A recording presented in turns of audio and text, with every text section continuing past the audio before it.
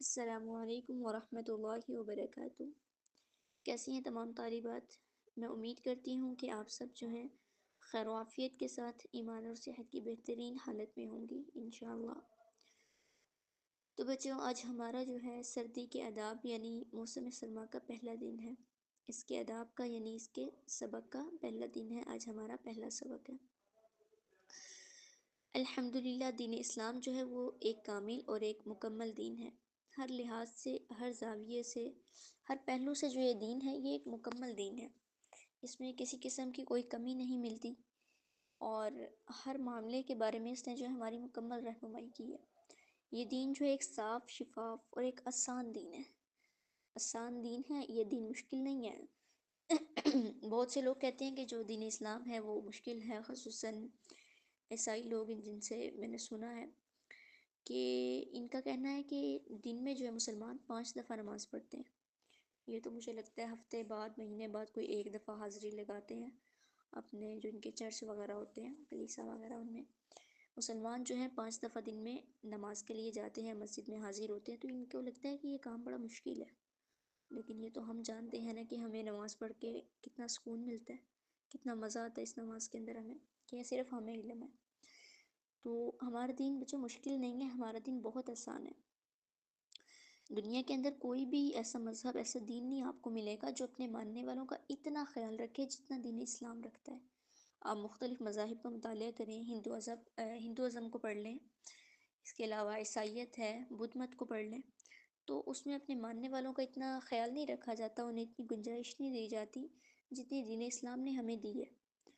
تو یہ دین اسلام اپنے ماننے والوں کا بہت خیال رکھتا ہے۔ اور مذہب اسلام جو ہے نظریات کے لحاظ سے اگر ہم دیکھ لیں،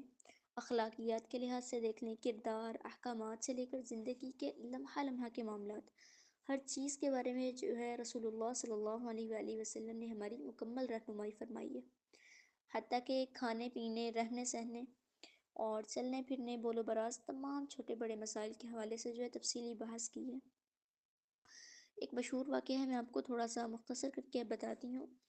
کہ ایک شخص نے جو ہے سوال کیا ایک صحابی رسول سے۔ اس نے کہا کہ میں نے سنا ہے کہ جو رسول اللہ ہیں یعنی جو آپ کے نبی ہیں، وہ آپ کو پیشاب اور پخانے کے مسائل بھی بتاتے ہیں کہ استنجا کیسے کرنا ہے، کتنے پتھر سے کرنا ہے، کس طرح کرنا ہے۔ تو صحابی رسول رضی اللہ عنہ نے کہا کہ ہمارے نبی حضرت محمد مصطفیٰ صلی اللہ علیہ وسلم یعنی ہمارے پیارے آقا ہمیں یہ طریقے بھی بتاتے ہیں۔ یعنی اتنے چھوٹے چھوٹے سے مسائل، اتنے چھوٹے چھوٹے سے طریقے بھی ہمارے نبی نے جو ہے وہ ہمیں بتائے کہ ہماری تربیت کے اندر کوئی کمی نہ رہ جائے، کوئی کمی، کوئی تشنگی چھوڑی ہی نہیں۔ ہمارے نبی نے کوئی کمی نہیں چھوڑی ہمارے لیے، بلکہ تمام تر مسائل میں جو ہے وہ کھل کے رہنمائی کی، پھر چاہے وہ موسم سرما ہو، موسم گرما ہو، کوئی اور معاملہ کیوں نہ ہو، تو ہر لحاظ سے جو ہے ہماری مکمل رہنمائی کی۔ تو دین اسلام ہی وہ واحد دین ہے جو ہر زمان و مکان میں جو ہے وہ قابل قبول ہے، ایک مکمل لائحہ عمل ہے۔ تو اس میں نہ تو کسی قسم کی کوئی تجدید کی ضرورت ہے، نہ کسی قسم کی کوئی کمی کی ضرورت ہے،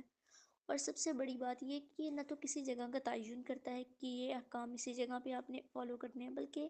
ہر زمان، ہر مکان، ہر اوقات، ہر جگہ پہ جو ہے یکساں لائحہ عمل ہے۔ تو زندگی کے تمام تر شعبوں کو جو ہے اس نے محیط کیا، اور آج بھی مختلف شعبوں کے اندر جو ہے ہم دین اسلام سے مکمل رہنمائی لے سکتے ہیں۔ ہمارا کوئی بھی دنیاوی معاملہ ہو تو ادھر ادھر جانے کی بجائے ہمیں دین اسلام سے جو ہے اس کے بارے میں رہنمائی لینی چاہیے۔ دین اسلام سے جب ہم رہنمائی لیں گے تو یہ ہمیں بہت اچھے مشورے دیتا ہے۔ ان سے جو ہے اس کے احکامات کو فالو کرنے سے ہمارے دلوں میں، ہماری زندگیوں میں سکون آئے گا۔ تو اپنا کوئی بھی معاملہ ہو، سب سے پہلے یہ کوشش کیا کریں کہ اس کو دین اسلام سے، دین اسلام کے پوائنٹ آف ویو سے دیکھیں کہ ہمارا مذہب اس بارے میں کیا کہتا ہے، اس کے مطابق چلا کریں۔ تو اب جو ہے موسم سرما میں بہت سارے ایسے مسائل پیدا ہوتے ہیں جو زندگی کے تمام شعبوں میں بہت ضروری ہیں۔ اچھا، جب میں نے یہ اشتہار شیئر کیا نا سردیوں کے آداب کا، تو بہت سی بچیوں کا سوال تھا کہ بچی سردیوں کے آداب بھی کوئی ہوتے ہیں؟ ہم نے بڑوں کے آداب سنے ہیں، چھوٹوں سے تمیز سنی ہے، مختلف آداب سنے ہیں استاد کے آداب کے، کوئی سردیوں کے بھی آداب ہوتے ہیں؟ تو ایک طنز والا بھی اس کے اندر جو ہے بہت سے بچوں کا وہ تھا، ایک طنز بھی تھا کہ بھئی سردیوں کے بھی کوئی آداب ہوتے ہیں؟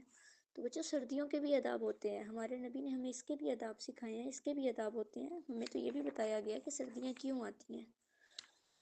تو یہ جو معاملات ہیں، اب یہ والے مسائل ہی دیکھ لیں، یہ سب کے لیے جاننا بہت ضروری ہے، پھر چاہے کوئی چھوٹا ہو، بڑا ہو، مرد ہو، عورت ہو، کوئی بچہ ہو، ان پڑھ، پڑھا لکھا، ہر ایک کے لیے ضروری ہے، ٹھیک ہے۔ تو اسی وجہ سے جو ہے ہم ان مسائل کے اوپر جو ہے گفتگو کا آغاز کرتے ہیں۔ اچھا نا، سائنسی لحاظ سے موسم سرما کی کیا وجہ بتائی گئی ہے، میں اس پر بھی ریسرچ کر رہی ہوں، انشاءاللہ آنے والے لیکچرز میں آپ کو ممکن ہوا تو اس کی بھی وجوہات بتاؤں گی کہ سائنسی لحاظ سے سردی کی کیا حقیقت ہے، سردی کیوں آتی ہے۔ ابھی ہم جو ہیں دین اسلام کے اندر سردی کی حقیقت پڑھیں گے کہ سردی کی کیا وجہ ہے دین اسلام کے اندر۔ تو جو ہم اپنے بڑوں سے اور پچھلے زمانے سے سنتے آ رہے ہیں اور جو احادیث طیبہ سے ثابت ہے وہ یہ ہے کہ سردی کی حقیقت یہ ہے کہ سردی جو ہے وہ جہنم کے سانس لینے کی وجہ سے ہوتی ہے۔ حضرت ابو ہریرہ رضی اللہ عنہ کی روایت ہے کہ رسول اللہ صلی اللہ علیہ وسلم نے فرمایا کہ جہنم نے اللہ سے درخواست کی کہ اے میرے پروردگار، میرا بعض حصہ جو ہے میرے بعض حصے کو کھا جاتا ہے، یعنی میرا کچھ حصہ میرے کچھ حصے کو کھا رہا ہے، تو آپ جو ہے مجھے سانس لینے کی اجازت مرحمت فرمائیں۔ تو ظاہر ہے جہنم میں ہمیں پتہ ہے کہ آگ بھڑکتی ہے، شعلے ہر وقت بھڑکتے رہتے ہیں، تو پھر اللہ پاک نے اسے جو ہے 2 سانس لینے کی اجازت دی، 2 سانس، ایک سانس جو ہے اس کو سردی میں لینے کی اجازت دی اور ایک سانس گرمی میں، تو یعنی ایک سانس جو ہے وہ سردی میں لے لیتی ہے اور ایک گرمی میں۔ تو رسول اللہ صلی اللہ علیہ وسلم نے فرمایا کہ بس تم لوگ جو سردی میں سردی کی جو ٹھنڈک محسوس کرتے ہو نا، وہ جہنم کے سانس لینے کی وجہ سے ہے، اور جو گرمی میں تپش محسوس کرتے ہو وہ بھی جہنم کے سانس لینے کی وجہ سے ہے۔ تو صحیح مسلم کی یہ روایت ہے۔ تو اب اس حصے کے اندر جو ہے ہمیں یہ معلوم ہو رہا ہے کہ سردی اور گرمی کی اصل وجہ جو ہے جہنم کا سانس لینا ہے۔ تو موسم کی تبدیلی کو مد نظر رکھتے ہوئے ہم لوگ جو ہیں موسم سرما میں اور موسم گرما میں گرمی اور سردی محسوس کرتے ہیں اور اس کا سدباب بھی کرتے ہیں۔ اگر گرمی ہے تو اب تو ظاہر ہے جدید دور ہے، اے سی لگا لیتے ہیں، ٹھنڈی چیزوں کا استعمال کرتے ہیں تاکہ ہم گرمی اور سردی سے بچ سکیں، اور گرمی سے بچ سکیں، اور اگر کوئی سردی ہو تو پھر ہم جو ہے ہیٹر کا استعمال کرتے ہیں، کمبل کا استعمال کرتے ہیں، ہر اس چیز کا استعمال کرتے ہیں جس سے ہم بچ سکیں سردی سے، اور اس کے لیے ہزاروں روپے بھی خرچ کر دیتے ہیں۔ اچھا جب سردی آتی ہے نا تو اچھا ایک اہم بات ہے، یہ جب سردی آتی ہے تو اس میں راتیں جو ہیں وہ طویل ہو جاتی ہیں، اور یہ اللہ پاک کی ایک نعمت ہے، دن تو چھوٹے ہو جاتے ہیں لیکن راتیں جو ہے بہت طویل ہو جاتی ہیں۔ تو اس کے دن اور رات جو ہیں وہ ایسے ہیں جن سے ہم آخرت کی جو گرمی کی شدت ہے نا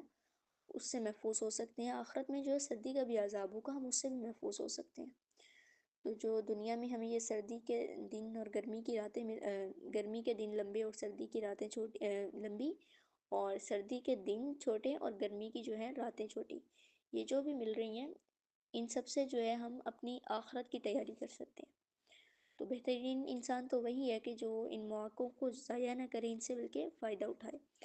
اب ہم یہاں اس معاملے پہ بحث کریں گے کہ ہم ان سے فائدہ کیسے اٹھائیں، ان لمبی راتوں سے فائدہ کیسے اٹھائیں،